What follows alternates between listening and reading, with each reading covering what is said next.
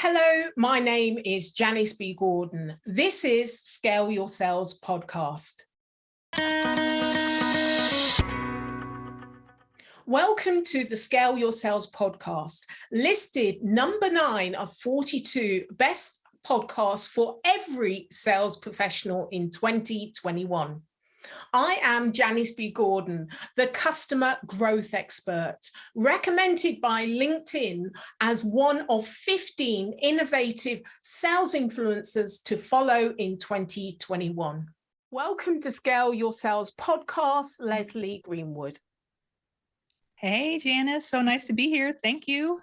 It's lovely to have you on. I know we've got so much to talk about. There's lots of changes in your life, and your consultancy business is really going guns. But I really want to talk about your passion, which is customer success.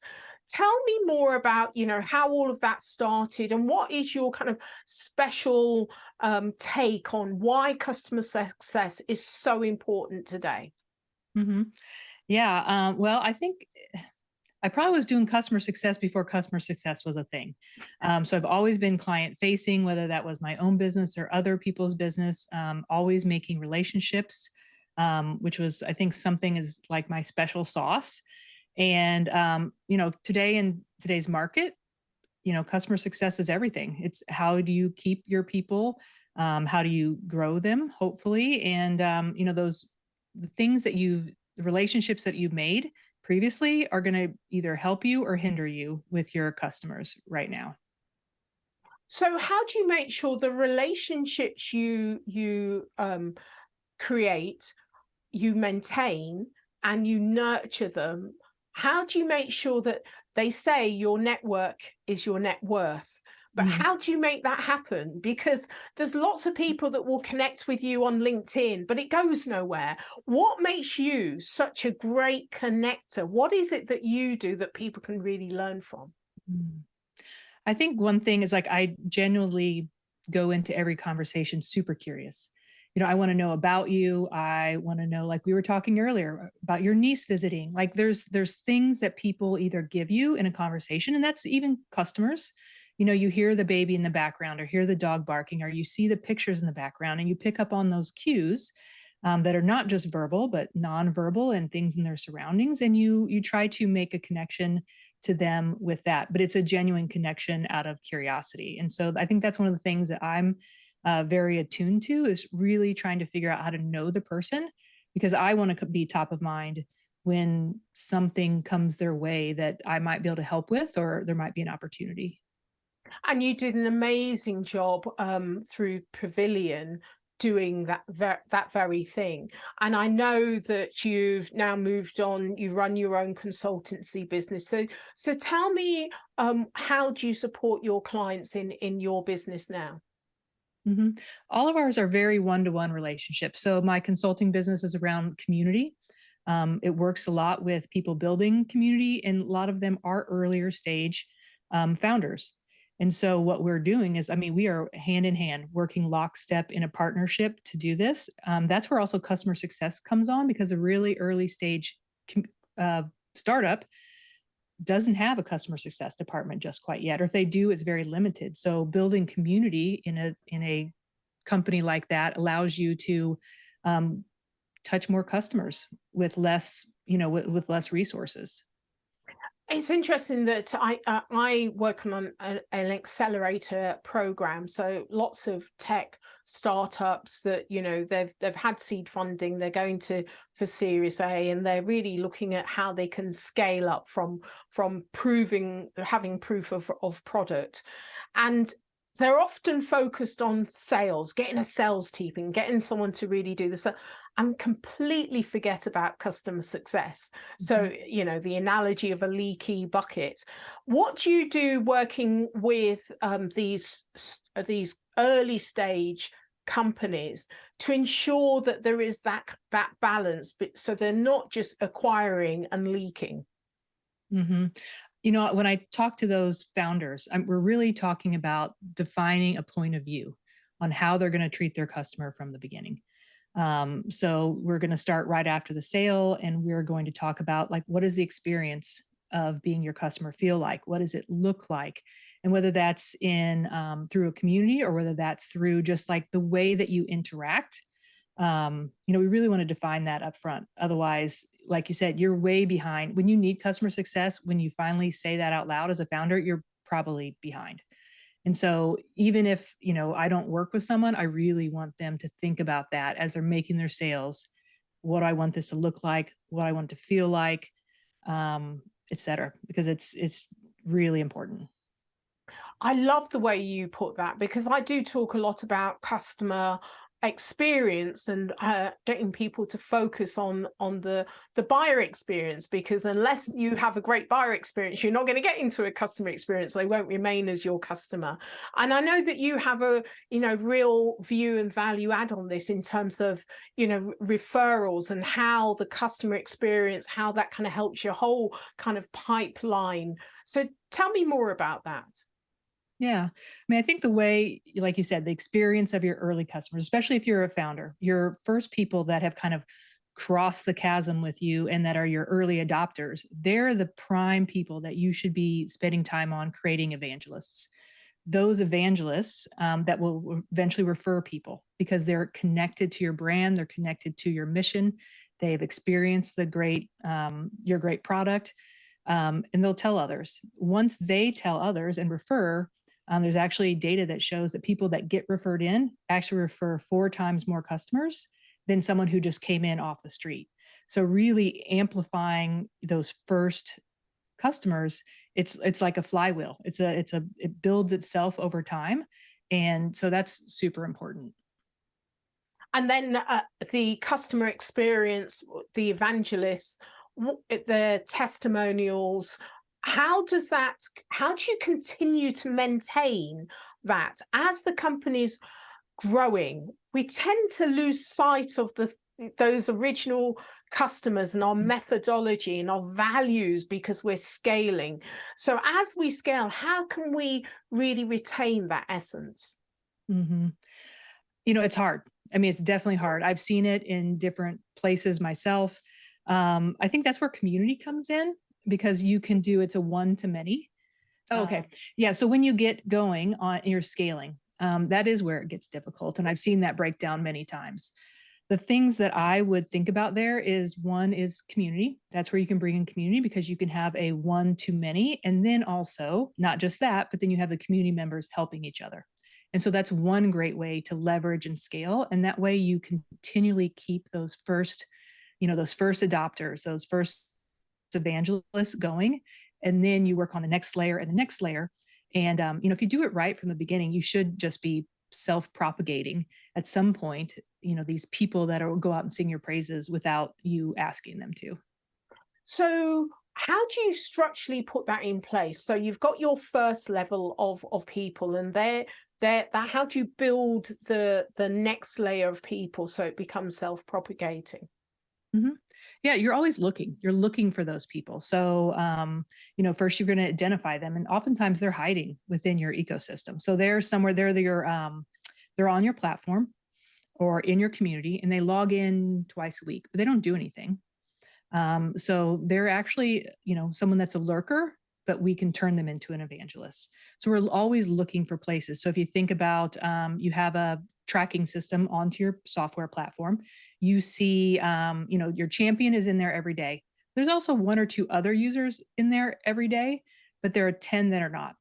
So it's like, then how do you turn those people into your outside internal evangelists? So they're talking about your product and the benefits of it to their team members, which then starts making your product stickier because now you're getting more adoption. So it's like you're just always looking for the places that you can find them, focusing some effort on them. Hopefully you have some customer marketing in place that you can do and you can segment, et cetera. But yeah, that's definitely what I would recommend. I think you're absolutely right. I often find someone will refer to something I said. I've forgotten about it. It's months ago. We have an awful lot of stalkers on our platform, people that are silent, that are invisible, but they're watching what you're doing, what you're saying. And, out of the blue, an offer may come for me to do a speaking engagement or to do a project. And I think, where have you been? You've only just connected with me, but they've been watching and Mhm. listening. And I think it's really important that organizations and individuals are aware of the fact you are seeing, people are seeing what you're doing. So, it better be whatever you're doing is very much based on the values, as you've just said, thinking about Mhm. what kind of experience you want your customers to have, what kind of organizations, not just internal experience, but the customer experiences as well. These are your core values, and you've got to maintain them through everything that you do, because people are watching and just waiting before they pounce on and hopefully offer you, amazing things. Mhm. And another thing on that is the values are, that's one of the things I'm talking to these founders and people, community builders, is, if they're just getting started, the first assignment I give them is mission, vision, and values, and how does that transfer to the community? Because like you said, they are all watching that. If they're not watching it, they're feeling it. Mm. And again, those people are not always the ones that are feeling it, and maybe the most are not the ones raising their hand on every forum saying, hey, they're not the person that calls into support 10 days a week. I guess that would be really hard, but a lot. Yeah. They're not often your loudest. And so those are the people that you can really focus on to help you out. So you say ask great questions and listen with your eyes and your ears. What do you mean Mhm. by this? Yes. So, when I'm on a Zoom call, like we said earlier, I'm looking at your background, et cetera, but I'm also reading your energy. It's like, are you, if I'm on a call with multiple stakeholders, is someone slumping? Is someone really paying attention and their eyes are open? Are they nodding? Are they smiling? Like, you can still feel the vibe through a Zoom call. Mm. And so I'm always reading the room, so to speak, even the virtual room. And that allows you to kind of pick up on those cues, whether they're verbal or nonverbal, allows you to engage other members of the buying committee and saying, hey, oh, John, what are your thoughts on that? Or something like that. So for me, it's super important. I actually have a really great app that I'm using that actually ranks that and tells me where people are nodding and smiling. I can go in and actually see what was being said at that point, and that's super beneficial to me as well. Oh, that's interesting. What's the app called? Sybil, SYBILL.ai, Yeah. and it reads all the nonverbal sentiment, Mm. and I do absolutely rely on that too. Lovely, lovely. There's so many apps and tools that are really enablers, but we don't always kind of like access them. And it's really, really useful to find out what people are using. Okay, I Mhm. really want to talk to you about diversity in sales and in business, really, Mhm. and how that may have progressed or not. Now, I know that you have excellent insight and access to various organizations. And thank you for recommending Kendrick Trotter to me, and organizations I didn't know about. That was amazing. He does amazing work. So give me your perspective on diversity. I think we have a lot of talk about diversity right now, but not necessarily a lot of action. When you look at companies, I will go into a meeting or see people, and I'm definitely not seeing what I would want to see. That's why I love Kendrick. I love his company. There's a new advisory group that I work with, and it is all about helping underestimated, underrepresented founders have access to the capital and resources that other founders may already have connections to, and that's the sole purpose of that group, is to help more people get that access to capital that they need to launch their sales. I know you probably know, but I'm part of a multiracial family, and I want to see people that look like my husband and my two daughters and my son in sales, and I don't want them in the future to be the only person in the room. It's interesting because I know that you see the world through their eyes. So you experience what they experience because you love them, they're close to you. And many other people that don't have a multiracial family or don't have access or experience with other, even it can be generations, age groups. It's not just racial, but we're so used to being in an old boys network in so many environments, and particularly in sales. And the thing is, you think that your world is the world, where it's only when you start to experience the world through other people's eyes and see their hurt and the shame and the things that they're exposed to, do you have that awareness. So given that, there are many networks that are still the old boy networks, how do you think we can start to break down the barriers and open up their perspectives to be more inclusive, but also to accept that the world isn't the way they view the world? What do you think needs to be done? I think that's really hard. And something you said at the beginning of that I experience it through their perspective. And I'm going to say I have a small lens of their perspective, but I don't experience it the way what they experience. That's still, even in my position, I learn things every day and I make mistakes because that's the way, I was brought up. So, yeah, it's so hard. It's a chicken and egg thing. You have to, I think it's holding people accountable that they are doing they're doing blind interviews. They are, really focusing on making sure that their company is represented all the way through the ranks. We see that with women as well, where we are a lot of middle managers and directors, and then in the VP and the C-suite, we just continually go down in numbers. So I don't have a good answer for you. I wish I did. I wish I had all the answers, but I just.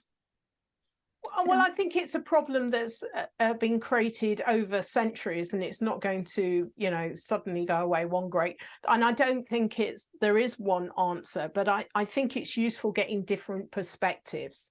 100%. Yeah. So thank you so much for answering it from your perspective. I'd like to know more about Hatchet Ventures and why you got involved in this organization and the impact it's having on others. Yeah, I think earlier this year, maybe in August, Dalton Van Hatcher reached out to me and said, "Hey, we're just incubating this idea. It's around helping founders get access to capital. It's specifically, women, people that are Black, Indigenous, or people of color, veterans, non-college graduates, first-generation college graduates. So it's a very wide berth of people, or it's about sustainability. So carbon neutralizing, redoing homes is one of the Hatchet things. So there's a group of us. There's about 40 advisors. And the great thing about this one for me as an advisor, I'm actually have the opportunity to help 10 to 12, companies. And then the companies get access to not just one, they get access to 5 or 6 people that are in all different specialties. So we're able to spread our knowledge, further and give more support. Also people that have connections with VCs and getting them in front of the VCs that can fund them. Those intros, those warm intros are really what's helping. And then we do a lot of pitch deck review, et cetera. So really supporting them all the way through the journey and hoping that they'll have a fundable business at one day. Brilliant. I love that. As I say, I work with in a program that's not really just focused on, it's focused in an area that's underrepresented in Palestine, that's constantly in a war zone. And do you know what, whenever I mentor and work with disparate groups, I learn as much as I think I give. I used to be a mentor for Sherry Blair Foundation, and so for women all over the world that want access to skilled and expertise to help them grow their businesses. So this accelerator program, many of the, they're in a war zone half the time with, very much a police state, and, the internet goes down or there's blockages. So just kind of the things that we don't have to deal with on a daily basis, and they're trying to grow an organization where, you know, the electricity may go, or you know, they're in a whatever it may be. I think we do really take our lives for granted, and it's lovely when you work with other organizations, and the amount of entrepreneurial spirit, I mean real spirit against the odds, when you see all of that, it's really commendable. I love So that. I think large organizations having their employees kind of like mentor these types of groups really is a bit of an eye-opener, isn't it? There's plenty of opportunity. There's Yeah. more opportunity than people that are raising their hands. Yeah, Sure. definitely. Okay, so what one tried and tested strategy would you offer listeners to help them to scale their sales? I'm going to say, if they can, build a community. Build a community either around your product or around an idea or a value, whether it's a private community or an open community. You know, we all search for something. We're searching for a sense of connection. And in today's world, people are getting that through, I mean, they're getting it through community. And it's surprising where you can find that connection through different types of community. I mean, I'm in 5 different communities now, and I've made friends in 4 of them. And for me, that's been super valuable. And I just think it's a great way to scale service, to scale support, to scale content building. And it's, I don't know, I just love all things community. So I can't, you know, that's definitely the thing that I'm gonna say. Fantastic. So if you're on a desert island on your own, what will be the one thing you take with you? You know, if I couldn't take my family, unless a family is one unit, but that's kind of, you know, boring, I would take Trenta chocolate cream cold brew from Starbucks, and hopefully it would refill itself daily to keep me Okay. alive, because I probably might die without caffeine. Fantastic. A refillable Trenta. Fantastic. Yes, It's yours. Okay, so that's how right. can listeners get hold of you? Sure. You can find me on LinkedIn. So it's just Leslie-Greenwood. You can visit my website, thechiefevangelist.com. And you can email me, Leslie@thechiefevangelist.com. Love to Excellent. hear from everybody. Thank you. Thank you for being a guest on Scale Your Sales Oh, podcast. It's been an absolute pleasure. I am so glad we finally got to this after 2 years, Janice. It's been Well great. worth it. Yes, 100%. Thank you for listening to this week's episode of Scale Your Sales podcast. If you like this discussion, feel free to listen to other episodes or watch the captioned show on YouTube and subscribe to future episodes. I would really appreciate it if you would leave a positive review on iTunes. Thank you.